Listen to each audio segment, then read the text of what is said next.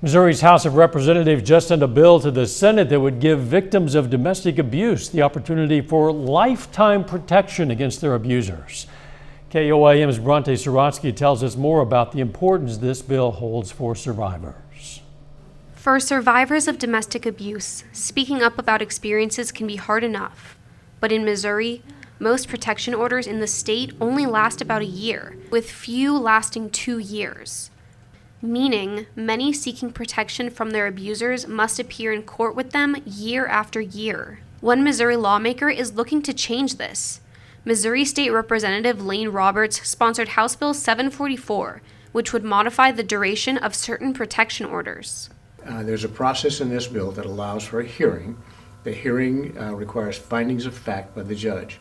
If through those findings of fact, the judge determines that the abuser is dangerous to the victim, he or she can impose a protection order that could be as long as the lifetime of the respondent. Roberts is a former Joplin police chief and says during his time in that role, he saw too many women need to testify multiple times for protection. One of the victims who testified is now in her 10th year. She has spent over $40,000 trying to protect herself. She's been in court nearly 70 times.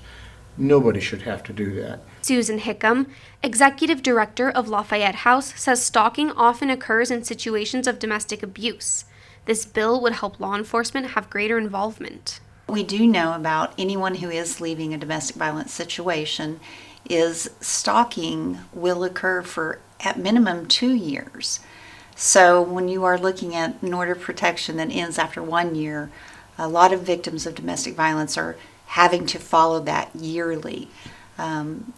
Depending on the severity of the case, a lifetime protection would afford more opportunity for law enforcement to intervene. Hickam adds that if the bill passes, it would allow these survivors the chance to finally move forward with their lives.